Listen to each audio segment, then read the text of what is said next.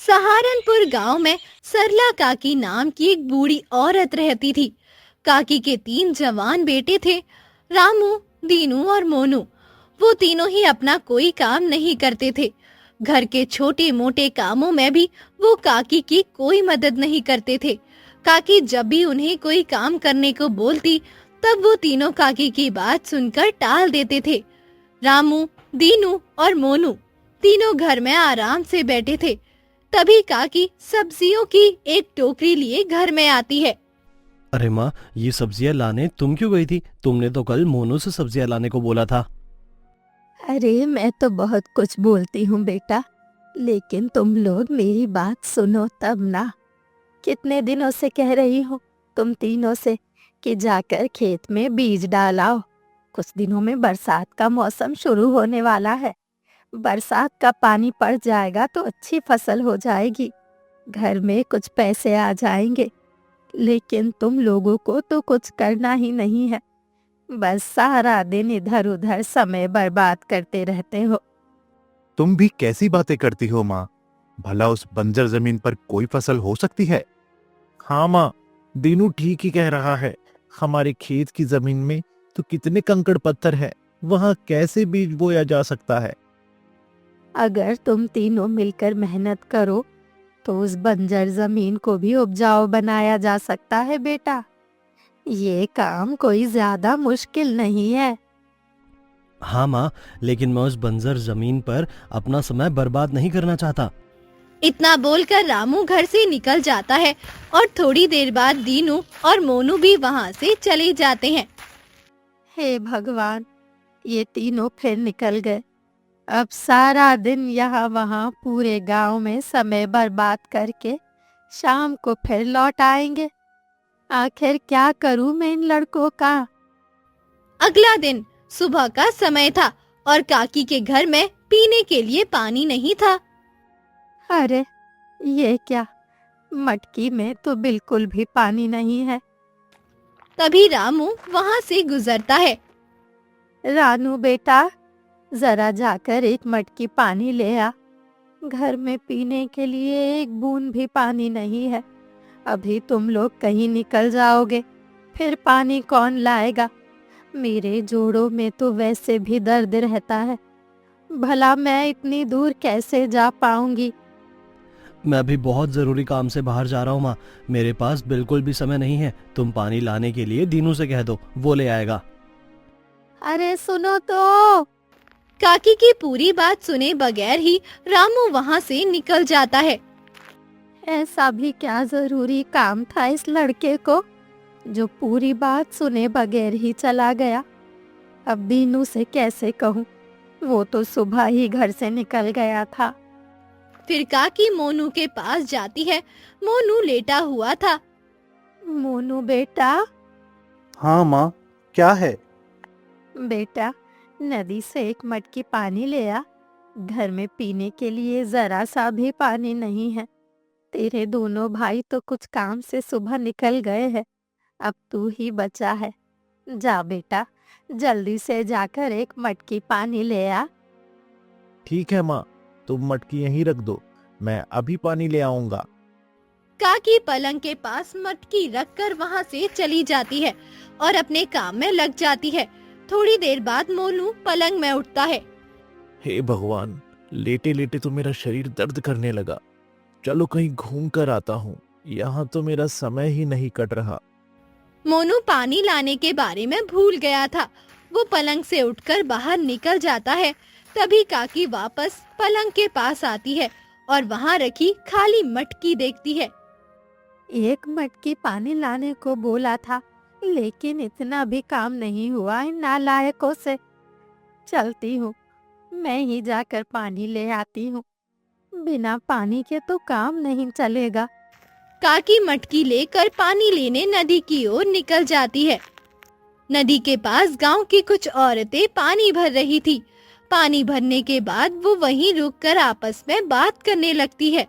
तभी काकी मटकी लेकर वहाँ पानी भरने आती है। काकी, तुम क्यों पानी भरने आई हो? तुम्हारे बेटे घर पर नहीं है क्या?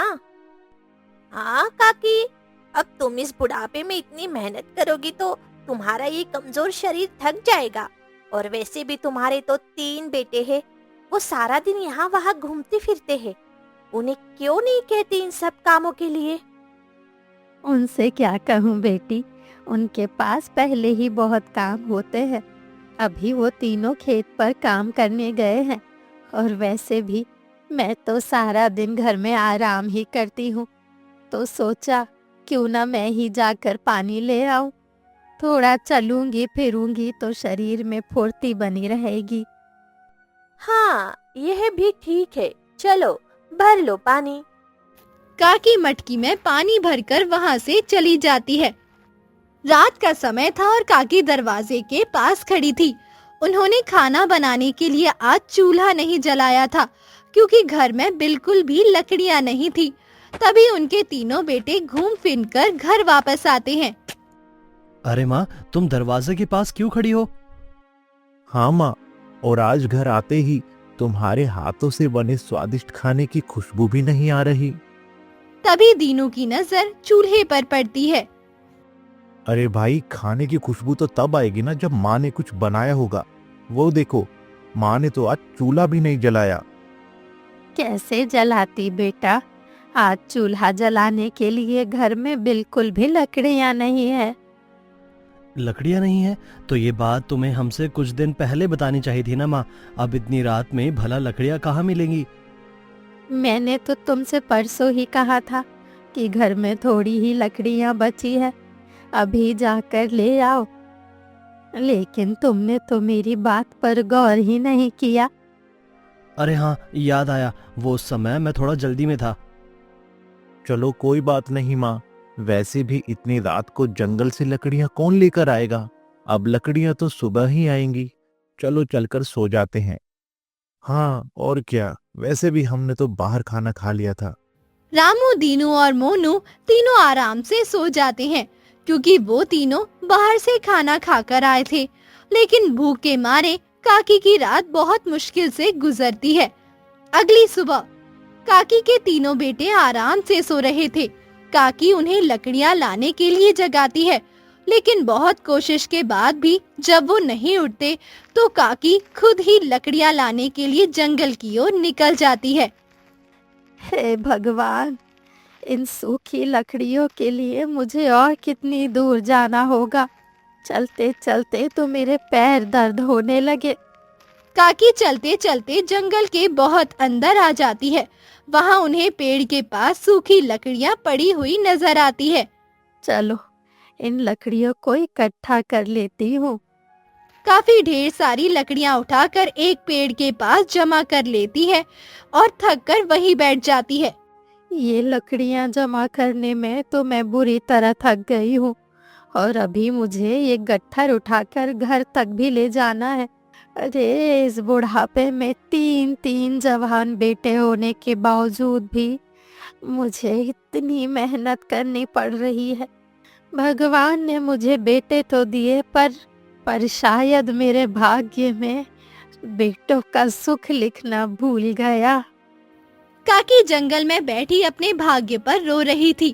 तभी वहाँ से एक साधु गुजरते हैं, जो काकी को वहाँ रोते देख उनके पास आते हैं। क्या हुआ माँ, आप इस जंगल में अकेले इस तरह रो क्यों रही हो? कोई समस्या हो तो हमें बताइए, हो सकता है हम आपकी कुछ सहायता कर सके। आप मेरी सहायता करेंगे महाराज? मेरा तो भाग्य ही फूटा हुआ है। भाग्य को दोष ना दो देवी, मनुष्य का भाग्य तो उसके हाथ में ही होता है। वो चाहे तो अपने कर्मों और अपनी मेहनत से इसे बदल भी सकता है। और वो जो मेहनत करना ही नहीं चाहते, उनका क्या महाराज? आप किसकी बात कर रही हैं? मुझे विस्तार से बताइए। अपने बेटों की महाराज। मेरे 3 बेटे हैं और तीनों ही किसी काम के नहीं, मेहनत तो बिल्कुल करना ही नहीं चाहते। काकी की बात सुनकर साधु महाराज कुछ देर विचार करते हैं और फिर काकी से बोलते हैं। मेरे पास आपके बेटों को सही रास्ते पर लाने के लिए एक उपाय है। अब जैसा मैं कहता हूँ वैसे ही आपको करना होगा। फिर साधु महाराज काकी को अपनी योजना के बारे में बताते हैं, जिसे सुनकर काकी बड़ी खुश होती है। आपका बहुत बहुत धन्यवाद महाराज। अब आप घर जाइए, ईश्वर आपका भला करेगा। काकी लकड़ियों का गट्ठर लेकर खुशी खुशी वहाँ से घर लौट आती है। अगली सुबह काकी बीमार होने का नाटक करके लेट जाती है। तभी उनके तीनों बेटे उनके पास आते हैं। क्या हुआ माँ, तुम सुबह से लेटी क्यों हो? तुम्हारी तबीयत तो ठीक है ना माँ? नहीं बेटा, मेरी तबीयत ठीक नहीं है। कई दिनों से लगातार मुझे बुखार आ रहा है। लेकिन माँ, पहले तो तुमने इस बारे में नहीं बताया। हाँ बेटा, मुझे लगा था कि थोड़ा बहुत बुखार है, ठीक हो जाएगा। लेकिन अब मुझे लगता है कि मैं कुछ दिनों की ही मेहमान हूँ। अरे नहीं माँ, ऐसा मत कहो। तुम्हारे बिना हमारा इस संसार में और कौन है? हाँ मेरे बच्चों, मुझे भी तुम सबकी बड़ी चिंता होती है, इसलिए मैं आज तुम तीनों को कुछ बताना चाहती हूँ। क्या बताना चाहती हो माँ? तुम्हारे पिताजी के पास ढेर सारा सोना और संपत्ति थी, पर चोरी के डर से उन्होंने कभी अपनी संपत्ति घर में नहीं रखी।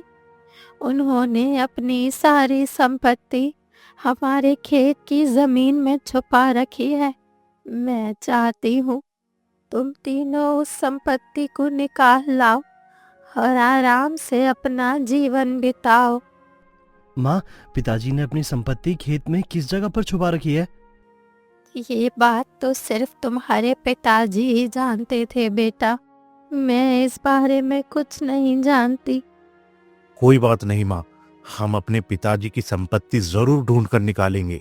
संपत्ति की लालच में आकर अगली सुबह रामू, दीनू और मोनू अपना अपना फावड़ा कुदाल लेकर खेत पर पहुंच जाते हैं और पूरा खेत खोद डालते हैं। लेकिन खेत की जमीन से कंकड़ पत्थर के अलावा और कुछ नहीं निकलता। अरे रामू भैया, तुम्हें कुछ मिला क्या? नहीं भाई, इन बड़े बड़े पत्थरों के अलावा मुझे यहाँ कुछ नहीं मिला। मुझे लगता है हमें यहाँ से पत्थर हटा देने चाहिए, तभी हम जमीन को अच्छी तरह खोद पाएंगे। तीनों बड़ी मेहनत से जमीन से निकले सभी पत्थरों को वहां से हटा देते हैं और पूरी जमीन की अच्छी तरह से खुदाई करते हैं।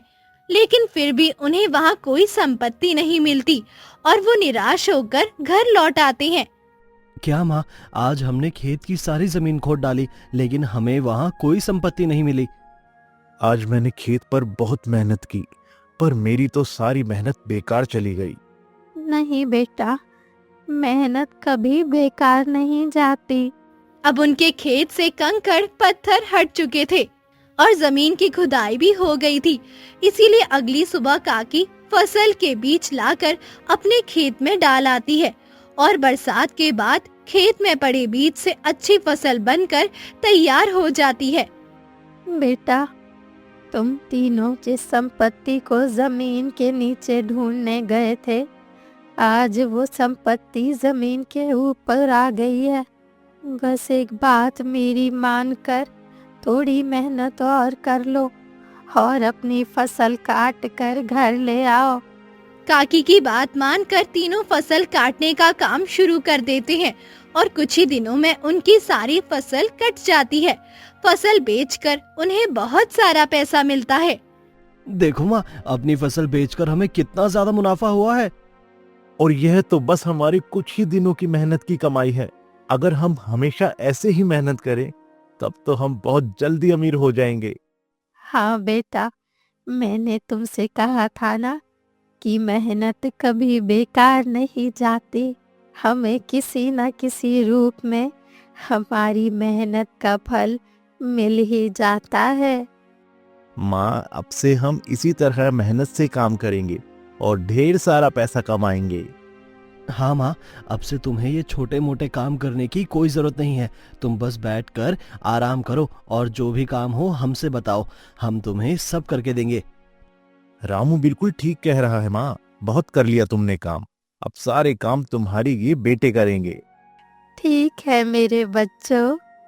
काकी मन ही मन भगवान और साधु महाराज को धन्यवाद देती है, क्योंकि उन्होंने ही काकी को अपने बेटे को सही रास्ते पर लाने की तरकीब बताई थी, जिससे आज उनके बेटों को मेहनत का महत्व समझ आ गया था।